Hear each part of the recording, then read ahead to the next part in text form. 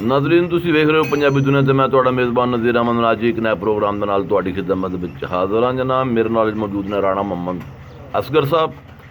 ਰਾਣਾ ਮੁਹੰਮਦ ਅਸਗਰ ਸਾਹਿਬ ਦਾ ਕੱਦ ਤਕਰੀਬਨ 3.25 ਫੁੱਟ ਹੈ ਤੇ ਇਹਨਾਂ ਨੇ ਆਪਣੇ ਛੋਟੇ ਕੱਦ ਨੂੰ ਕਦੀ ਆਪਣੇ ਰਸਤੇ ਦੀ ਰੁਕਾਵਟ ਨਹੀਂ ਸਮਝਿਆ। ਹਰ ਉਹ ਕੰਮ ਕਰ ਲੈਂਦੇ ਨੇ ਜਿਹੜਾ ਇਹਨਾਂ ਦਾ ਦਿਲ ਕਰਦਾ।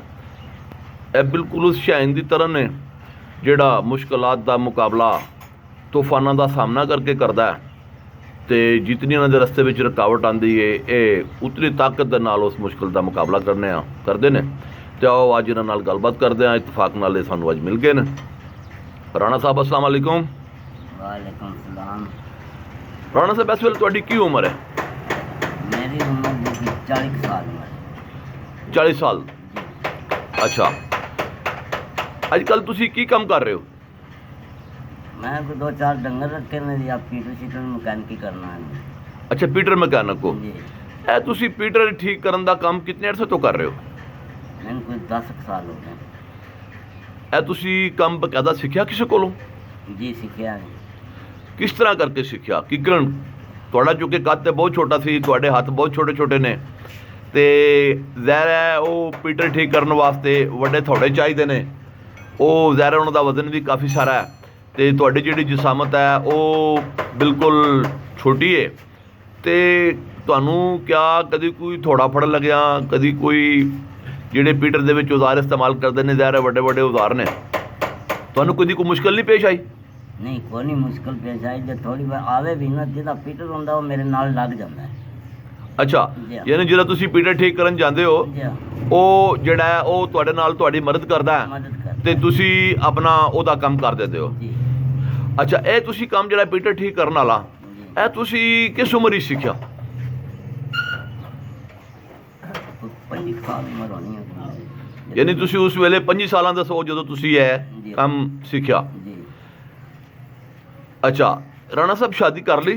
जी कर ली। जरा वो शादी वाले तो जरा पूरी गल सुनाओ वो शादी तुहाडी किस तरह हुई? तुहाडा चूँकि छोटा कद सी ते छोटे कद दे बंदियां नूं शादी करने च मुश्किलात पेश आंदियां ने तुहाडी शादी है किस तरह हो गई जरा पूरी गल सुनानी जी। मुश्किल तो बतेरी पेश आई है बस जैसे रब करने तो देर भी नहीं लगी।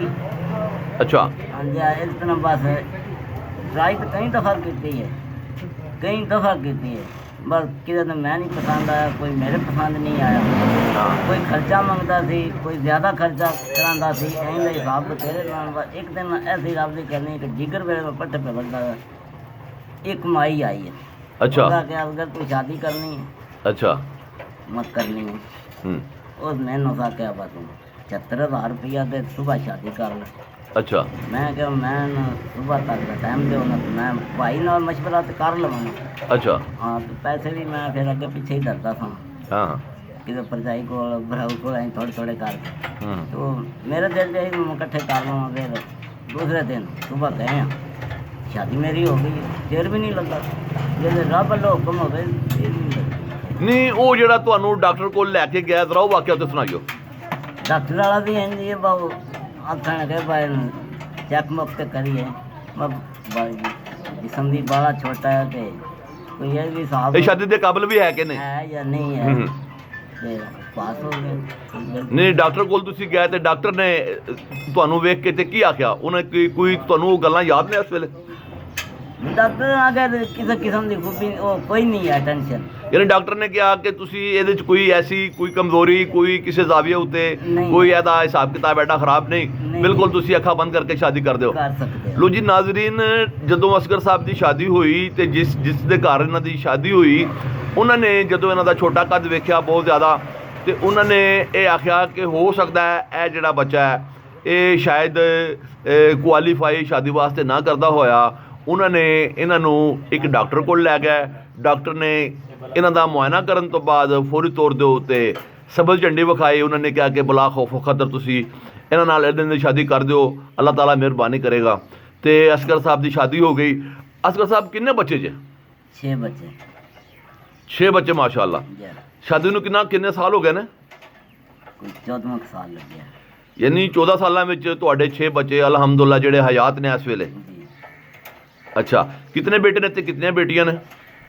4 बेटे ने ਦੋ ਬੇਟੀਆਂ 4 ਬੇਟੇ ਤੇ 2 ਬੇਟੀਆਂ। ਜੀ। ਅੱਛਾ, ਤੇ ਅਸਗਰ ਸਾਹਿਬ ਤੁਸੀਂ ਇਹ ਦੱਸੋ ਕਿ ਤੁਸੀਂ ਕਿਤਨੇ ਪੜ੍ਹੇ ਲਿਖੇ ਹੋ? ਮੈਂ 5 ਜਮਾਤਾਂ ਪੜ੍ਹੇ 5 ਜਮਾਤਾਂ ਪੜ੍ਹੇ ਹੋ। ਤੇ ਜਿਹੜੀ ਸਾਡੀ ਭਰਜਾਈ ਹੈ, ਅੱਲਾਹ ਤਾਲਾ ਉਹਦੀ ਜ਼ਿੰਦਗੀ ਕਰੇ, ਉਹ ਕਿੰਨੀਆਂ ਪੜ੍ਹੀ ਹੈ? ਜੋ ਕੋਈ ਨਹੀਂ ਪੜ੍ਹੀ। ਅੱਛਾ, ਉਹ ਨਹੀਂ ਪੜ੍ਹੀ। ਨਹੀਂ ਉਹ ਨਹੀਂ ਪੜ੍ਹੀ। ਅੱਛਾ ਅੱਛਾ, ਤੇ ਘਰ ਦਾ ਕੰਮ ਕਾਜ ਦੋਵੇਂ ਮਿਲ ਕੇ ਕਰਦੇ ਹੋ ਕਿ ਸਿਰਫ ਤੁਸੀਂ ਹੀ ਕਰਦੇ ਹੋ? ਨਹੀਂ ਰਲ ਮਿਲ ਕੇ ਕਰੀ। ਯਾਨੀ ਜਿਹੜੇ ਮਾਲ ਡੰਗਰ ਮਾਲ ਡੰਗਰ ਨੂੰ ਸੰਭਾਲਣ ਵਾਸਤੇ ਉਹ ਤੁਹਾਡੀ ਮਦਦ ਕਰਦੇ ਨੇ? ਕਰਦੇ ਨੇ। ਅੱਛਾ ਅੱਛਾ, ਤੇ ਬੱਚੇ ਮਾਸ਼ਾਅੱਲਾ ਸਕੂਲ ਜਾਂਦੇ ਨੇ ਪਏ? ਹੁਣ ਕਿੰਨੇ ਬੱਚੇ ਸਕੂਲ ਜਾ ਰਹੇ ਨੇ? 3 ਬੱਚੇ ਜਾਂਦੇ ਨੇ। ਅੱਛਾ, 3 ਬੱਚੇ ਸਕੂਲ ਜਾ ਰਹੇ ਨੇ। ਜੀ। ਅੱਛਾ ਅੱਛਾ, ਤੇ ਤੁਸੀਂ ਆਪਣੇ ਬੱਚਿਆਂ ਨੂੰ ਪੜ੍ਹਾਉਣਾ ਚਾਹੁੰਦੇ ਹੋ ਜਾਂ ਉਹਨਾਂ ਨੂੰ ਕਿਸੇ ਕੋਈ ਕੰਮ ਸਿਖਾਉਣਾ ਚਾਹੁੰਦੇ ਹੋ? ਪਹਿਲਾਂ ਕੋਸ਼ਿਸ਼ ਤੇ ਹੁੰਦੀ ਹੈ ਵਪਾਰੀ ਜਾਣ, ਜੇ ਇਹ ਫਿਰ ਵੇਖਣਗੇ ਨਾ ਪੜ੍ਹੇ ਤਾਂ ਫਿਰ ਕੰਮ ਵੀ ਜ਼ਰੂਰ ਸਿਖਾਉਣਾ ਹੈ। ਅੱਛਾ, ਜੀ। ਜਿਕਣ ਤੁਸੀਂ ਮੁਸ਼ਕਲਾਂ ਦਾ ਮੁਕਾਬਲਾ ਕੀਤਾ, ਤੁਹਾਡੇ ਰਸਤੇ ਵਿੱਚ ਬੜੀਆਂ ਰੁਕਾਵਟਾਂ ਵੀ ਆਈਆਂ, ਤੇ ਤੁਸੀਂ ਕਿਸੇ ਗੱਲ ਨੂੰ ਜਿਹੜਾ ਨਾ ਪੱਲੇ ਨਹੀਂ ਬੱਧਾ, ਤੇ ਤੁਸੀਂ ਇਹ ਆਪਣਾ ਕੰਮ ਕਰਦੇ ਰਹੇ, ਤੇ ਹੁਣ ਤੁਸੀਂ ਕੀ ਸਮਝਦੇ ਹੋ ਬਈ ਤੁਸੀਂ ਇਸ ਵੇਲੇ ਆਸੂਦਾ ਹਾਲ ਹੋ? ਤੁਹਾਡੀ ਕਿੰਨੀ ਕੁ ਆਮਦਨ ਹੈ ਮਹੀਨੇ ਦੀ?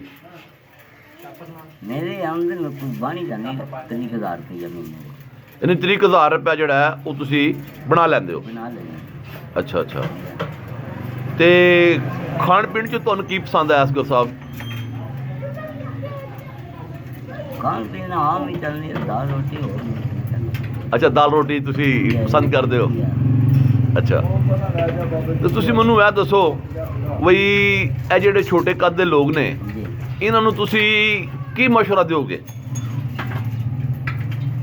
ਬਸ ਕਦਮ ਰੱਬ ਤੇ ਹੀ ਬਣਾਏ ਆ ਹੁਣ, ਇਹਦੇ ਚ ਮੁੰਡੇ ਦੀ ਟੈਨਸ਼ਨ ਵੀ ਕੋਈ ਨਹੀਂ, ਹੁਣ ਵੱਡਾ ਤੇ ਹੋ ਵੀ ਨਹੀਂ ਨਾ ਸਕਦਾ ਬੰਦਾ। ਯਾਨੀ ਲੋਕਾਂ ਨੂੰ ਤੁਸੀਂ ਇਹ ਮਸ਼ਵਰਾ ਦਿਓਗੇ ਛੋਟੇ ਕੱਦ ਵਾਲਿਆਂ ਨੂੰ ਕਿ ਉਹ ਪਰੇਸ਼ਾਨ ਨਾ ਹੋਣ, ਪਰੇਸ਼ਾਨ ਨਾ ਆਪਣੇ ਛੋਟੇ ਕੱਦ 'ਚ ਖੁਸ਼ ਹੋ ਜਾਣ ਖੁਸ਼ ਹੀ ਰਹਿਣ। ਔਰ ਮਿਹਨਤ ਕਰਨ ਤੇ ਆਪਣੇ ਮਸਾਇਲ ਦਾ ਮੁਸ਼ਕਲਾਤ ਦਾ ਜਿਹੜਾ ਨਾ ਜੀ ਉਹ ਹੱਲ ਉਹਦੇ ਵਿੱਚ ਸੋਚਣ। ਜੀ ਹਾਂ, ਕੋਈ ਨਹੀਂ ਐਡੀ ਟੈਨਸ਼ਨ ਕੋਈ ਨਹੀਂ। ਅੱਛਾ, ਜੀ ਹਾਂ।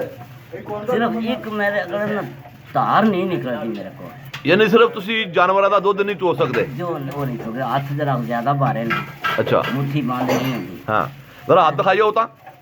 ਹਾਂ, ਅੱਛਾ, ਹਾਂ ਮੁੱਠੀ ਬੰਦ ਨਹੀਂ ਹੁੰਦੀ ਮੇਰੀ, ਨਹੀਂ ਅੱਛਾ। ਹੋਰ ਮੈਂ ਦੁਨੀਆ ਦਾ ਕੰਮ ਕਰ ਲੈਂਦਾ। ਯਾਨੀ ਦੁਨੀਆ ਦੇ ਸਾਰੇ ਕੰਮ ਤੁਸੀਂ ਕਰ ਲੈਂਦੇ ਹੋ, ਜੀ। ਮਾਸ ਹੋਇਆ ਦੁੱਧ ਚੋਣ ਦੇ, ਕਿਉਂਕਿ ਤੁਸੀਂ ਥਣ ਨਹੀਂ ਫੜ ਸਕਦੇ। ਜੀ। ਬੜੀ ਗੱਲ ਹੈ ਅਸਗਰ ਸਾਹਿਬ। ਅਸਗਰ ਸਾਹਿਬ, ਹੁਣ ਇਹ ਤਾਂ ਮੇਰੇ ਕੋਲ 5-6 ਡੰਗਰ ਨੇ, ਅੱਛਾ ਤੇ ਮੈਂ ਬਾਹਰੋਂ ਆਪ ਹੀ ਲਿਆਉਣਾ, ਖੋਤੀ ਤੇ ਲੱਦ ਲੈਣਾ, ਲੱਦੀ ਖੋਤੀ ਤੇ ਚੜ ਵੀ ਜਾਣਾ। ਅੱਛਾ, ਜੀ ਹਾਂ। ਤੇ ਅਸਗਰ ਸਾਹਿਬ ਤੁਸੀਂ ਕੋਈ ਸਾਈਕਲ ਛੋਟੀ ਰੱਖੀ ਹੈ ਜਾਂ ਕਿਸ ਤਰ੍ਹਾਂ ਕਰਕੇ ਸਫ਼ਰ ਕਰਦੇ ਹੋ? ਨਹੀਂ ਖੋਤੀ ਤੇ, ਅੱਛਾ, ਤੁਸੀਂ ਖੋਤੀ ਰੱਖੀ ਹੋਈ ਹੈ, ਉਹਦੇ ਤੇ ਤੁਸੀਂ ਜਿਹਦੇ ਵੀ ਜਾਂਦੇ ਹੋ ਉਹਦੇ ਉੱਤੇ ਹੀ ਜਾਣਾ। ਖੋਤੀ ਤੇ ਜਾਂਦੇ ਹੋ? ਰੱਖ ਲੈਣਾ ਅੱਛਾ ਤੇ ਤੁਰ ਜਾਣਾ, ਪੱਠੇ ਵੀ ਲੈ ਆਉਣਾ, ਔਰ ਆਪਣਾ ਕੰਮ ਵੀ ਕਰ ਆਉਣਾ। ਯਾਰ ਗੱਪੀ ਜਿਹੜੀ ਲਾਣੀ ਹੈ ਉੱਦਾਂ ਹੀ ਲੱਗ ਜਾਂਦੀ ਹੈ, ਰੋਟੀ ਪਾਣੀ ਸਭ ਕੁਝ ਉੱਦਾਂ ਹੀ ਹੁੰਦਾ ਹੈ। ਹਾਂ ਹਾਂ, ਜੀ ਹਾਂ।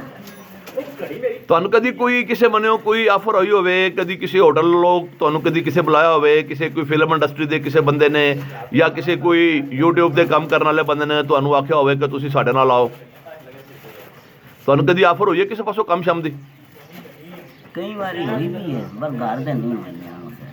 ਅੱਛਾ, ਲੋ ਜੀ ਅਸਗਰ ਸਾਹਿਬ, ਅੱਜ ਤੋਂ ਬਾਅਦ ਅਸੀਂ ਇਨਸ਼ਾਅੱਲਾ ਪੰਜਾਬੀ ਦੁਨੀਆ ਦੇ ਵਿੱਚ ਅਸੀਂ ਤੁਹਾਨੂੰ ਆਪਣੇ ਨਾਲ ਰੱਖਾਂਗੇ, ਤੇ ਅਸੀਂ ਇਹ ਕੋਸ਼ਿਸ਼ ਕਰਾਂਗੇ ਕਿ ਜਿਹੜੇ ਵੀ ਅਸੀਂ ਪ੍ਰੋਗਰਾਮ ਕਰੀਏ ਤੁਸੀਂ ਸਾਡੇ ਨਾਲ ਰਹੋ, ਤੇ ਤੁਹਾਨੂੰ ਅਸੀਂ ਇਨਸ਼ਾਅੱਲਾ ਜਿਸ ਤਰ੍ਹਾਂ ਤੁਸੀਂ ਦੂਜੇ ਕੰਮ ਸਿੱਖੇ ਨੇ ਅਸੀਂ ਤੁਹਾਨੂੰ ਇਹ ਵੀ ਕੰਮ ਸਿਖਾ ਦਿਆਂਗੇ ਕਿਸੇ ਨए ਪ੍ਰੋਗਰਾਮ ਦੇ ਨਾਲ ਇਨਸ਼ਾਅੱਲਾ। ਫਿਰ ਤੁਹਾਡੀ ਖਿਦਮਤ ਦੇ ਵਿੱਚ ਹਾਜ਼ਰ, ਉਸ ਵਿੱਚ ਆਪਣੇ ਮੇਜ਼ਬਾਨ ਨਜ਼ੀਰ ਨਾਜ਼ਰ ਨੂੰ ਇਜਾਜ਼ਤ ਦਿਓ।